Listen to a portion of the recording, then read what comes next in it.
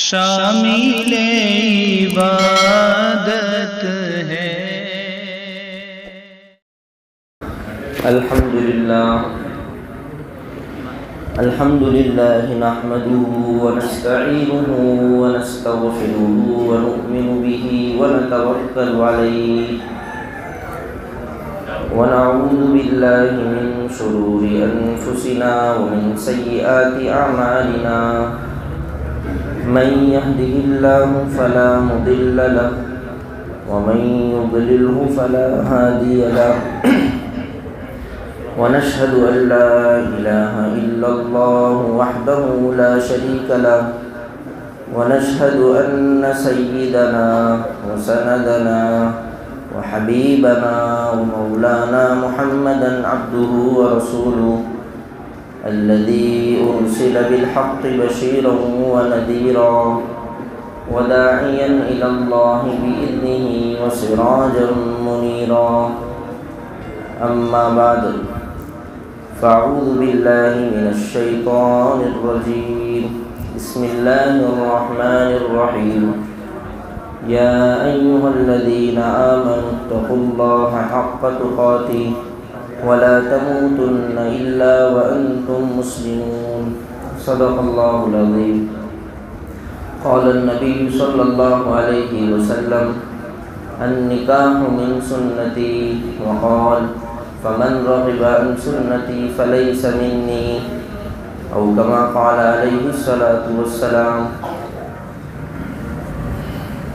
اللهم صل على سيدنا محمد وعلى آل سيدنا محمد وبارك وسلم سبحان ربك رب العزة عما يصفون وسلام على المرسلين والحمد لله رب العالمين۔ دینی بھائیوں بزرگوں،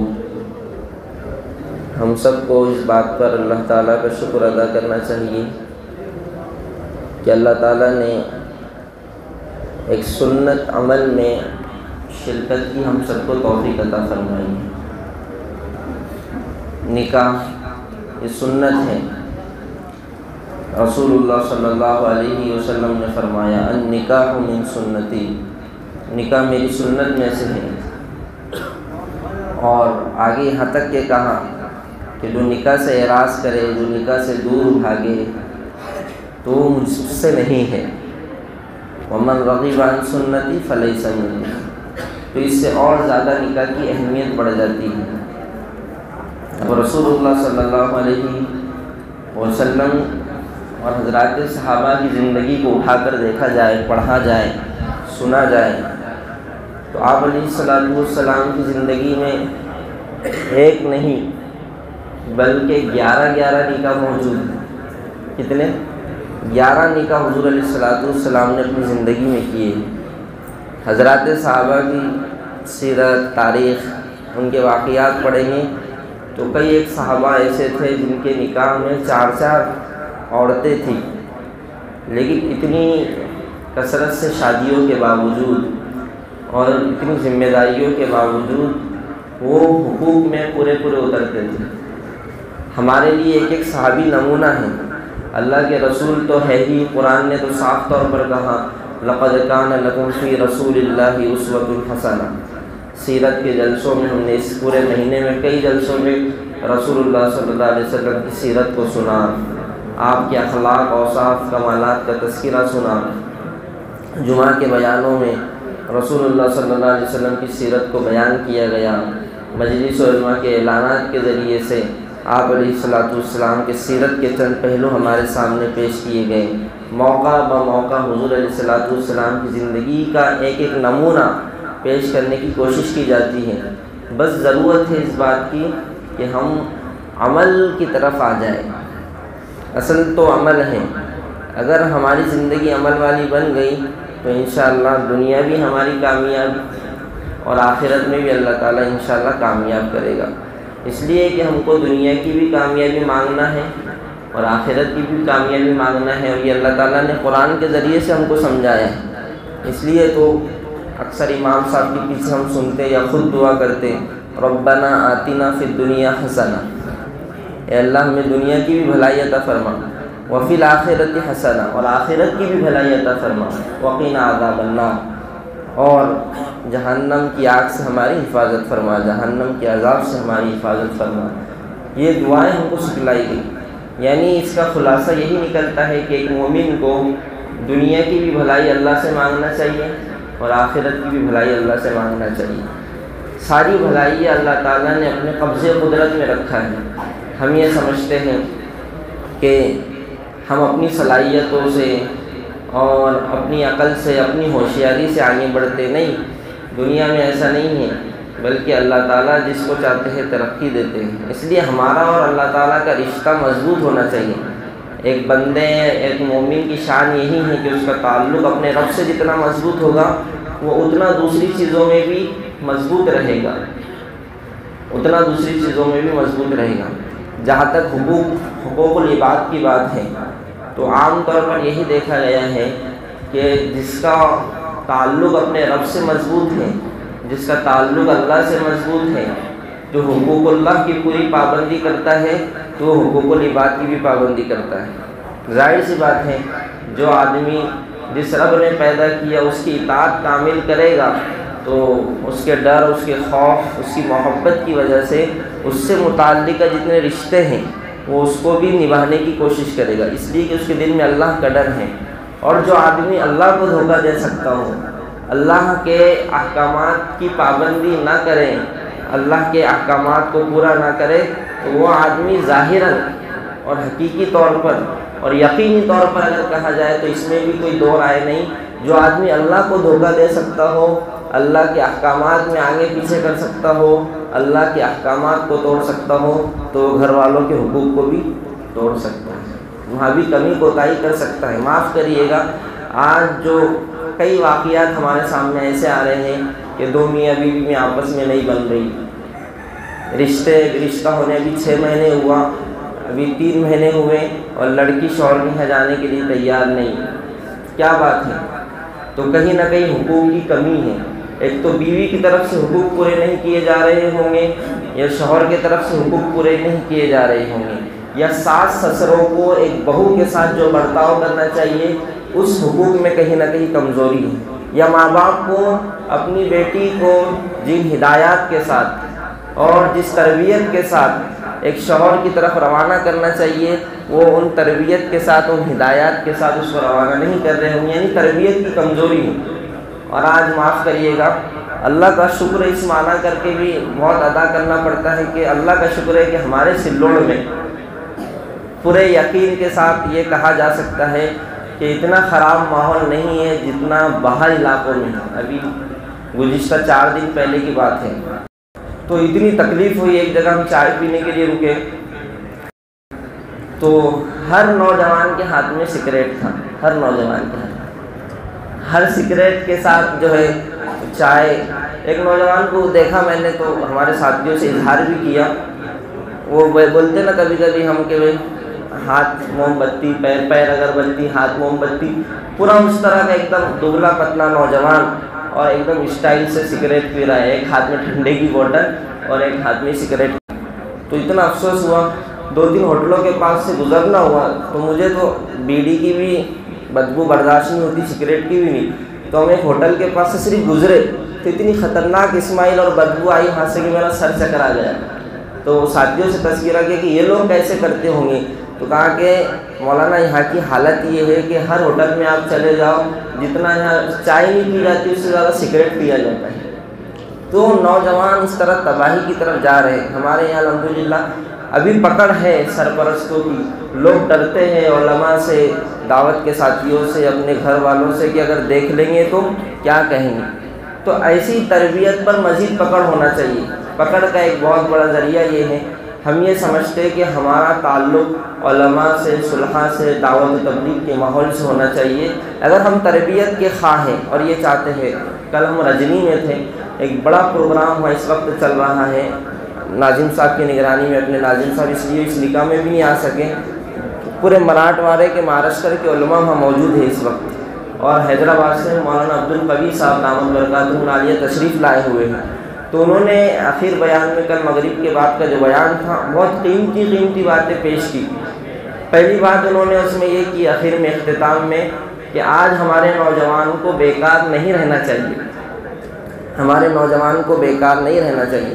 بعض مرتبہ جو نوجوان اچھے گھروں سے تعلق رکھتے ہیں تو وہ یہ سمجھتے ہیں کہ اب ہمیں کمانے کی ضرورت نہیں ہے، اس لیے کہ ہمارے باپ دادا نے بہت کما کے رکھ دی ہمارے واسطے۔ تو ہم ایسے نوجوانوں سے کہتے ہیں کہ آپ اپنے باپ دادا کی کمائی کے بلبوتے پر اطمینان کر کے مت بیٹھو، بہت کماؤ، اس لیے کہ کمانا صرف اپنے لیے نہیں ہے، کمانا قوم کے لیے بھی ہے۔ ٹھیک ہے، آپ کے پاس اتنا ہے کہ آپ کی پوری ضروریات پوری ہو رہی ہیں، قوم میں کئی لوگ ایسے ہیں جن کو اس وقت ضرورت ہے کہ ان کی ضرورتوں کا خیال رکھا جائے۔ اور اگر دیکھا جائے ایجوکیشن کے اعتبار سے، اصل تعلیم کے اعتبار سے، تو ہماری آبادی کے اعتبار سے اتنا فیصد کا ہے ہمارے پاس، ہم تعلیم میں سب سے زیادہ پیچھے ہیں۔ تعلیم میں سب سے زیادہ بچھڑی ہوئی اس وقت اگر کوئی قوم ہے تو وہ مسلمان کی قوم ہے۔ اور ہوٹلوں پر، چوراہوں پر اور ادھر ادھر کی چیزوں کو آباد کرنے میں، نشے میں ہمارا فیصد دن بدن بڑھتا جا رہا ہے۔ اس لیے ایک ماں باپ کی، ایک اچھے باپ کی ذمہ داری ہم یہ سمجھتے ہیں، یا تو خواتین نہیں ہیں، ایک اچھے باپ کی ذمہ داری یہ ہے کہ وہ اپنے بچوں کی اچھی تربیت کرے۔ قرآن حدیث کی روشنی میں، شریعت کی روشنی میں یہی بات سامنے آتی ہے کہ ایک باپ کی سب سے بہتر ذمہ داری اس وقت یہ ہے کہ وہ اپنی اولاد کی تربیت اچھی کرے۔ ہم نہیں کہتے، آپ خود 5 منٹ روزانہ اپنی اولاد کے بارے میں نکالیں اور سوچیں، کیا آپ اپنی اولاد سے مطمئن ہے کہ نہیں؟ آپ اپنی اولاد سے مطمئن ہے کہ نہیں؟ ہم یہ سمجھتے ہیں کہ اس وقت 80% لوگ اپنی اولاد کی غلط روش، ان کی اخلاقی تربیت کی کمی کی بنیاد پر ان سے مطمئن نہیں ہیں۔ باپ کو ڈر لگا ہوا ہے کہ پتہ نہیں ہمارا بیٹا کل کوئی ایسا قدم نہ اٹھا لے جس کی وجہ سے ہمیں شرمندگی، ہم 4 لوگوں کے سامنے منہ دکھلانے کے قابل رہیں گے یا نہیں رہیں گے، یہ ڈر لگا ہوا ہے۔ تو یہ ڈر کو دور کرنے کے لیے سب سے آسان طریقہ یہ ہے کہ اپنے بچوں کو مکاتب سے اور اچھے اسکولوں سے جوڑیے، ان کو تعلیم سے جوڑیے۔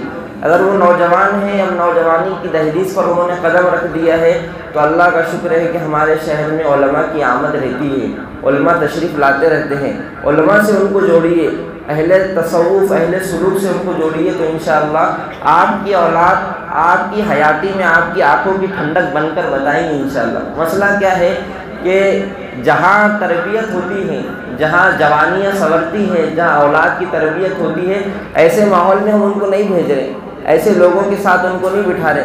تربیت تو اہل اللہ کے پاس ہوگی، تربیت تو اللہ والوں کے پاس بزرگوں کی صحبت میں ہوگی، لیکن کہاں ہمارے پاس اتنا فرصت، نہ ہم اہل اللہ کی صحبت میں جاتے ہیں، نہ اپنے نوجوان بچوں کو بھیجتے ہیں۔ جب علماء سے، بزرگوں سے تعلق نہیں تو نتیجہ یہ نکلتا کہ ہمارے بچے موبائل پر، ٹیلی ویژن پر، ٹی ویوں میں، پکچروں میں، فلموں میں جو دیکھتے ہیں اسی کو عملی طور پر انجام دیا جاتا ہے۔ مستورات آج اس وقت جو بے راہ روی کی طرف جا رہی ہے تو ہم خود ان کے لیے مواد فراہم کر کے دیکھ رہے ہیں۔ ہر عورت کے پاس موبائل ہے، جب سے موبائل آیا ہے تب سے عورتوں کے مزاج میں بالکل ایک الگ رویہ، جو پرانی عورتیں تھیں، جو پہلا جنریشن تھا، ان کے اندر اخلاق دیکھیے، ان کے اندر رشتہ داری نبھانے کا طریقہ، طور طریقہ دیکھیے، اور آج کا یہ نیا جنریشن دیکھیے، بغیر موبائل کے رہنے کے لیے تیار نہیں، ساس سسروں کی خدمت کے لیے تیار نہیں، ماں باپ کی خدمت کے لیے تیار نہیں۔ کیوں؟ اس لیے کہ ان کو موبائل کو وقت دینا ہے۔ ابھی ہمارے رحمانیہ مسجد کے امام صاحب بھی یہاں بیٹھے ہیں، پچھلے دنوں ہمارے سالانہ جلسے چل رہے تھے مکاتب کے، تو ایک مکتب میں، ان کے مکتب میں انہوں نے ایک پروگرام پیش کیا مختصر۔ اس میں یہ تھا کہ ایک بچی چھوٹی سی، اس کی والدہ اور اس کی 2 بڑی بہنیں، میں مختصر پیش کر رہا ہوں اس کو، اور ایک ڈاکٹر، یہ 5 بچی ہوئے، مکالمہ ہوا۔ اب ایک چھوٹی بچی، جون کا مہینہ تھا تو اس کا اسکول میں داخلہ اور ایڈمیشن ہوا۔ اب وہ بچی 1 دن گئی، 2 دن گئی، 7 دن ہفتہ بھر لگاتار وہ بچی اسکول میں جاتی رہی۔ اب ایک دن وہ واپس آئی اسکول سے، اس نے اپنی والدہ کو سلام کیا تو والدہ نے سلام کا جواب دیا، اور اس کے بعد کہا، بیٹی نے، چھوٹی 7 سال کی بچی کہ امی میرے کو بھوک لگی ہوئی۔ کیا لگی؟ بھوک۔ تو بیٹے رک جا، بولے 5 منٹ میں وہ کھانا بنا کے دیتی، ایسا۔ اب اس کو اور بھوک لگی شدت کی، تو اس نے اصرار کیا، تو ماں نے اس کو ڈانٹا، اس بچی کو، کہ تیرے سمجھ میں نہیں آ رہا کہ میں موبائل پہ بات کر کے 5 منٹ بولی نا، گھس بیٹھ، تیرے سمجھ میں نہیں آ رہا. اب وہ بچی 7 سال کی بچی ماں نے ڈانٹی تو گچو بیٹھ گئی. اب اس کے ذہن میں آیا کہ چلو گھر میں بڑی بہن ہے تو جب تک بڑی بہن کے پاس میں ہوم ورک کر دیتی. تو وہ بڑی بہن کے پاس آئی وہ چھوٹی بچی کہ باجی آج یہ ٹیچر نے ہوم ورک دیے, اتنا ہوم ورک کر دو نا, میرے کو تھوڑی مدد کرو, ہیلپ کرو. تو بولے اب وہ بھی موبائل لے کے بیٹھی ہوئی تھی بڑی بہن بھی. تو بولے وہ چھوٹی کے پاس تھا, بولے میرے پاس ٹائم نہیں ہے, مجھے یہ ایک کام پورا کرنا ہے موبائل پر. اب وہ بچی اس نے بھی ڈانٹ دیا, اس نے بھی ڈانٹ دیا, وہ چھوٹی بہن کے پاس گئی. جب بولے میرے پاس فرصت نہیں ہے, بولے میں گیم کھیلی, بولے موبائل. اب چھوٹی نے بھی ڈانٹ دیا. ماں جو تربیت کا سب سے بڑا زینہ سمجھا جاتا ہے, محبت کا سب سے بڑا سفینہ سمجھا جاتا ہے, گویا کہ تعبیر کے اعتبار سے اگر کہا جائے, ماں نے ڈانٹ دیا, بڑی بہن نے ڈانٹ دی, چھوٹی بہن ہیلپ کرنے کے لیے تیار نہیں, اور یہ بچی آلریڈی بھوکی تھی. اب انگلش اسکول کی بچی ہوگی, مثال سے سمجھیے, انگلش اسکول کے بچے ہمارے یہاں گھر سے 8 بجے نکلتے ہیں تو 2 بجے آتے ہیں. اب بھوک اسی لیے لگی ہوئی کہ ماں نے ڈبہ بنا کر نہیں دیا ہوگا, بہت ساری باتیں اس میں نکلتی ہیں. اب بچی ٹرافک سے 3 بجے گھر پر پہنچی, تو ایک بچی 8 بجے گھر سے چائے پی کر نکلی ہو یا نہ نکلی ہو, گھر پر لوٹی 3 بجے, تو بھوک کی کیا اس کی حالت اور کیفیت ہوگی آپ سمجھ سکتے ہیں. ہر گھر میں بچہ ہے. اب یہ ماں نے 15 منٹ کہا, 15 منٹ, 5 منٹ کہا, آدھا گھنٹہ ہو گیا, اور وہ بچی کو آیا ٹینشن, اس نے رونا شروع کیا اور اس کو چکر آیا اور گر گئی. روبرو ہوا ایسا نکالنے میں, بس خود ایسا کیے, وہ بچی چکر آ کر گر گئی. اور ایک ڈاکٹر کی صاحبہ آئی, اس نے چیک کیا تو کہا کہ اس کو یہ چکر جو آئے تو بھوک کی وجہ سے. اب اس نے کیا کیا, پانی کا چھڑکاؤ کیا, گرم پانی, پھر اس کو پانی پلایا. پھر اس بچی سے پوچھا کہ بیٹے تم کو ایسا کیوں ہوا؟ بولے ڈاکٹر صاحب مسئلہ یہ ہے کہ میرے اسکول میں داخلے کو تقریباً 1 ہفتہ ہو گیا. میرے امی میرے کو روزانہ میگی کھلا کے بھیجتے رہے, اور گھر پہ آ رہے تو ٹائم پہ, واپس میں جب آ رہی تو ٹائم پہ کھانا بھی نہیں دے رہے. میرے کو معلوم نہیں 1 ہفتہ ہوا میں روٹی نہیں کھائی, بولے کبھی میگی, کبھی کرکرے, اور کبھی یہ چیزوں سے میرا گزر اوقات ہو.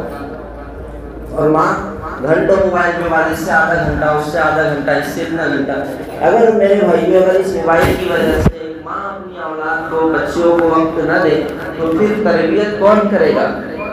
تربیت کی سب سے پہلی گود ماں ہے, سب سے پہلی سیڑھی ماں کی گود ہے. اس لیے ہمیں چاہیے کہ ہم اپنے گھر میں ڈسپلن, ایک ماحول پیدا کریں, اپنے بچوں کو, اپنی اولاد کو وقت دیں. باتیں تو کہنے کی بہت ساری ہیں, بس یہ ہے ضرورت اس بات کی کہ عملی طور پر ہم اپنے آپ کو تیار کر لیں اس اعتبار سے کہ ہمیں اپنی اولاد کی طرف تربیت کی فکر کرنا ہے, اولاد کو تربیت کے پہلو پیش کرنا ہے. ایک بچوں کے تعلق سے تو یہ ہے, نوجوانوں کو چاہیے کہ مسجد سے جڑے, علماء سے جڑے, بزرگوں کو بھی چاہیے کہ آخری عمر اللہ تعالیٰ نے جو دی ہے ہم کو, یہ آخری عمر میں ہم مسجد, پہلے بزرگ دیکھتے تھے ہم کہ مسجد میں قرآن لے کر بیٹھے ہیں اور 5 وقت کی نماز کا اہتمام کر رہے ہیں, ہاتھ میں تسبیح ہے, لیکن معاف کریے گا کہ آج بزرگان دین نہ مسجد سے جڑے ہوئے ہیں, نہ قرآن کی تلاوت سے جڑے ہوئے ہیں. قرآن کی تلاوت تو سبھی کے لیے. پھر مسئلہ کیا ہو رہا کہ یہی بزرگ گھر میں رہ رہے تو گھر میں ستا رہے, ایسی شکایتیں ہیں. زیادہ بزرگوں کا وقت مسجدوں میں گزرنا چاہیے. آخری ایام میں پتہ نہیں اللہ کی طرف سے بلاوا کب آ جائے. اب دن بھر ہم گھروں میں رہیں گے, ظاہر سی بات ہے خود کی اہلیہ کو بھی ستائیں گے, بہوؤں کو بھی ستائیں گے, بیٹیوں کو بھی اور بچیوں کو بھی ستائیں گے. نتیجہ یہ نکلے گا, کیونکہ بزرگوں کا جو وقت ہوتا ہے وہ تھوڑی معمولی باتوں پر غصہ, معمولی باتوں پر یہ ہوتا ہے. اگر ہم 24 گھنٹے, تو بچے بھی ڈپریشن اور بچے بھی شکایت کرتے ہیں بار بار. اس لیے ہمیں چاہیے کہ ہم گھر میں بھی زیادہ وقت نہ گزاریں. مسجد تھوڑا, اگر دکان ہے تھوڑا دکان پہ بیٹھے گا, 24 گھنٹے گھر میں ہی رہیں گی تو پھر معاملہ بگڑے گا. اس لیے ہمیں چاہیے کہ ہم ہر ایک کو اس کے حساب سے وقت دینے کا اہتمام کریں. اللہ تعالیٰ سے دعا ہے کہ اللہ تعالیٰ یہ کہی ہوئی باتوں پر ہم سب کو عمل کی توفیق عطا فرمائیں. وآخر دعوانا الحمدللہ رب العالمین. السلام علیکم ورحمۃ اللہ وبرکاتہ. معزز حاضرین, وقت کافی ہو چکا ہے اور ماشاءاللہ تفصیل سے بات بھی ہم لوگوں کے سامنے آ گئی ہے. اللہ تعالیٰ سبھی کو اس پر عمل کرنے کی توفیق نصیب فرمائے. ہم آئے ہوئے سبھی مہمان میں, چاہے وہ دلہن کی طرف سے آئے ہو یا دلہے کی طرف سے آئے ہو, دل کی گہرائیوں سے خود پاک ان کا استقبال کرتے ہیں اور ان کا شکریہ ادا کرتے ہیں کہ آپ نے اپنا قیمتی وقت نکال کر ہماری اس محفل کو رونق بخشی ہے. اللہ تبارک و تعالیٰ دارین میں اس کا بہترین بدلہ آپ کو نصیب فرمائے، اور آپ سب کی خدمت میں طعام کا بھی انتظام کیا گیا ہے، اس لیے سبھی مہمانوں سے درخواست ہے، ہمیں خوشی ہوگی کہ آپ اس میں شرکت فرمائیں، اور ہر ساتھی اس بات کا خیال رکھیں کہ ہم دوسرے ساتھی کا اکرام کریں، اکرام والا معاملہ ہونا چاہیے۔ اللہ تعالیٰ عمل کی توفیق نصیب فرمائے۔ اسی طرح سے ہمارے مجمع میں بڑے علماء کرام بھی موجود ہیں، حضرت حافظ ہارون صاحب ناظم مدرسہ اوسا، اسی طرح سے اور علماء کرام بھی ہیں۔ ہم ان علماء کرام کے بھی بہت ہی ممنون اور مشکور ہیں کہ آپ بھی آئے، خیر و برکت اس مجلس میں ہمیں نصیب ہوئی۔ اللہ تعالیٰ آپ کو بھی بہترین بدلہ نصیب فرمائے، خطبے کی کاسبات فرمائے۔ بسم اللہ الرحمن الرحیم، الحمد للہ نحمده ونستعینه ونستغفره ونؤمن به ونتوکل علیہ، ونعوذ باللہ من شرور انفسنا ومن سیئات اعمالنا، من يهده الله فلا مضل له ومن يضلله فلا هادي له، ونشهد أن لا إله إلا الله وحده لا شريك له، ونشهد أن سيدنا ومولانا محمدا عبده ورسوله، صلى الله تعالى على خير خلقه وعلى آله وصحبه أجمعين، أما بعد فقد قال الله تبارك وتعالى في القرآن المجيد والفرقان الحميد، فأعوذ بالله من الشيطان الرجيم، بسم الله الرحمن الرحيم، يا أيها الناس اتقوا ربكم الذي خلقكم من نفس واحدة وخلق منها زوجها وبث منهما رجالا كثيرا ونساء، واتقوا الله الذي تساءلون به والأرحام، إن الله كان عليكم رقيبا، وقال تعالى يا أيها الذين آمنوا اتقوا الله حق تقاته ولا تموتن إلا وأنتم مسلمون، وقال تعالى يا أيها الذين آمنوا اتقوا الله وقولوا قولا سديدا يصلح لكم أعمالكم ويغفر لكم ذنوبكم، ومن يطع الله ورسوله فقد فاز فوزا عظيما، وقد ورد في الخبر عن النبي الصادق الأبر أنه قال النكاح من سنتي، وقال في موضع آخر فمن رغب عن سنتي فليس مني، بارك الله لك وعليك وجمع بينكما في خير۔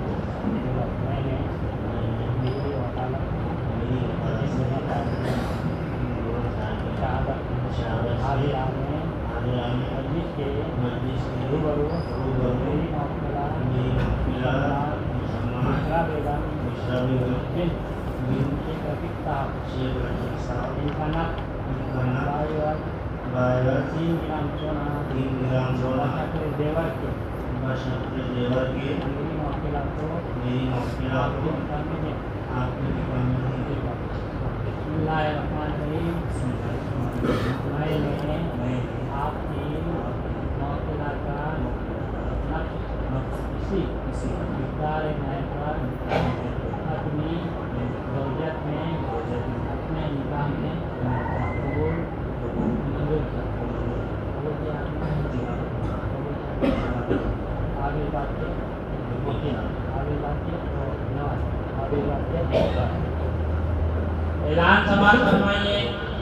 جناب یوسف خان پٹھان صاحب ساکن سلوٹ، ان کے فرزند اظہر خان پٹھان، ان کا نکاح جناب شیخ رفیق صاحب ساکن سلوٹ، ان کے دختر مسمہ بشرا بیگم کے ساتھ عمل میں آ چکا ہے۔ اس کارروائی کے وکیل ہیں شیخ محمد شریف نے حاجی احمد شریف صاحب ساکن سلوٹ، ان کی وکالت سے گواہ اول مولانا عبدالعلیم بن احمد کا پٹھان صاحب ساکن سلوٹ، گواہ دوم شیخ رازق احمد بن نثار احمد صاحب ساکن سلوٹ، ان دونوں صاحبین کی شہادت سے حاضران مجلس کے روبرو نائب نقدین کے نام سونا بشکل دیوا کے بشرا بیگم اظہر خان پٹھان کے نکاح میں دی گئی ہے۔ بارک اللہ لکا بینکما فی خیر۔ دعا پڑھ۔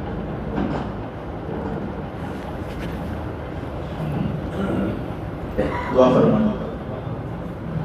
اللهم صل على محمد النبي الأمي وعلى آل بيته وسلم اللهم احفظنا من كل بلاء الدنيا وعذاب الآخرة لا إله إلا أنت سبحانك إني كنت من الظالمين حسبنا الله ونعم الوكيل نعم المولى ونعم النصير مولا آج کے ہونے والے نکاح کو بھی کیا قبول فرما منظور فرما، دونوں خاندانوں کے اندر پیار محبت اور الفت نصیب عطا فرما، نبی کریم صلی اللہ علیہ وسلم کی سنت کے مطابق اپنے بچیوں کی شادی کرانے کی توفیق نصیب عطا فرما۔ اے اللہ جتنے جوان بچے گھروں کے اندر بیٹھے ہیں اے اللہ ان کے رشتے آسان نصیب عطا فرما، اور جتنے نوجوان لڑکے بغیر شادی کے ان کے بھی اللہ نیک سالی بیوہ نصیب عطا فرما۔ نبی کریم صلی اللہ علیہ وسلم نے نکاح کے موقع پر اتنے خیر کی رحم کی دعائیں مانگی ہے اور تمام خیر آپ کی شادی میں نصیب عطا فرما، اور جتنے شرور فتن سے حفاظت چاہے بگی شروع فتن سے دورہ دلن کی اور ہم تمام حاضرین کی حفاظت نصیب عطا فرما، جو مانگا گیا نصیب عطا شاہ نصیب عطا فرما۔ اس ٹوٹی ہوئی دعا کو نبی کریم صلی اللہ علیہ وسلم کی برکت سے قبول منظور فرما برحمتک یا ارحم الراحمین والحمدللہ رب العالمین۔